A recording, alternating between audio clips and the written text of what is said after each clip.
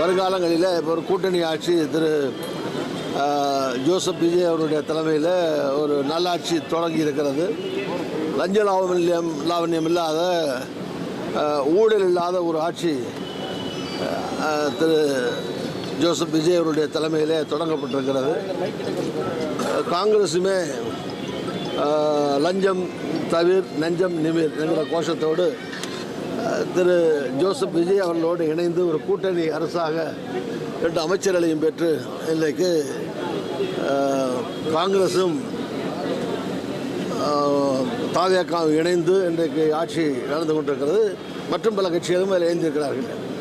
எனவே இந்த ஆட்சிக்கு எப்படி துணை நிற்பது, இந்த ஆட்சியின் மூலமாக மக்களுக்கு பல்வேறு விதமான திட்டங்களை நலன்களை எப்படி கொண்டு போய் சேர்ப்பதிலே உதவியாக இருப்பது, இப்படி பல்வேறு விஷயங்கள் அலசப்பட்டது.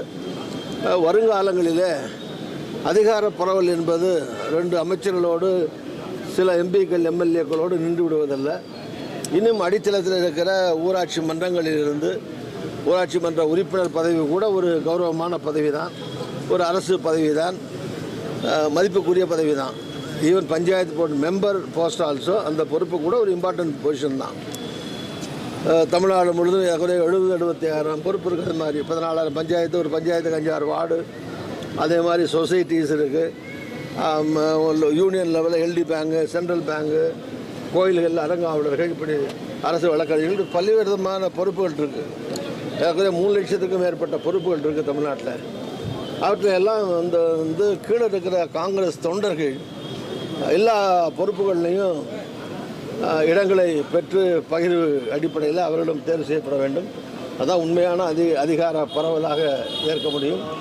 அப்படி அதையெல்லாம் பெறுவதற்கு எப்படி ஆட்சி நடத்துகிற தாவேக்காவோடு இணக்கமாக, அந்த கட்சியோடு இணக்கமாக இருந்து ஆட்சியையும் அரசுக்கும் துணையாக இருப்பது, அதே நேரத்தில் காங்கிரஸ் கட்சியும் வளர்ப்பது, இப்படி எல்லா நோக்கத்திலையும் இந்த கட்சியை எப்படி அடுத்தடுத்து கொண்டு போவது என்பது பற்றியெல்லாம் விரிவாக பாதித்து சிறப்பாக இந்த ஒரு நாள் நிகழ்ச்சி நடந்தது.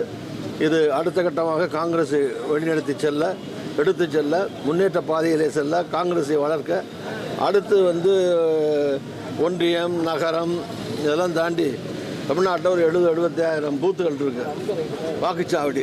அதில் ஒரு 10 வாக்குச்சாவடிக்கு ஒரு ஜோனல் கமிட்டி தலைவருங்கிற மாதிரி 7,500 பொறுப்பாளர்கள் தமிழ்நாடு முழுவதும் நியமிக்கப்பட இருக்கிறார்கள். அதற்கு மாவட்டந்தோறும் முன்னாள் தலைவர்களை கொண்டு ஒரு குழு போடப்பட்டிருக்கிறது. இவங்களை கண்காணிக்கிறதுக்கு 10 மாவட்டத்துக்கு ஒரு தலைவர் போடப்பட்டிருக்கு. இப்போ இவற்றையெல்லாம் எடுத்து சென்று நோக்கம் என்னென்னா, எதிர்காலத்தில் தலைவர் ராகுல் காந்தி அவர்கள் இந்த நாட்டுடைய பிரதமராக 29 தேர்தலில் வர வேண்டும். அதை நோக்கி காங்கிரஸே தமிழ்நாட்டில் எல்லா இடங்கள்லையும் வெற்றி பெறக்கூடிய எல்லா நாடாளுமன்றத்தில், அது மாதிரி இந்தியா முழுவதும் அவருடைய ராகுல் காந்திய கரத்தை வலுப்படுத்துகிறதிலேயும், இங்கே ஜோசப் விஜய் அவருடைய கரத்தை வலுப்படுத்துகிறதிலேயும் எப்படி இணைந்து செயல்படுவது இதெல்லாம் குறித்து பேசியிருக்கிறோம். இல்லை,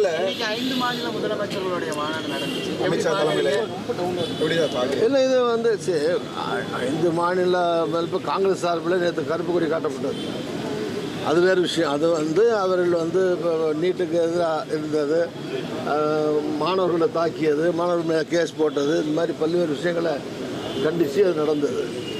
ஆனால் இது தென் மாநில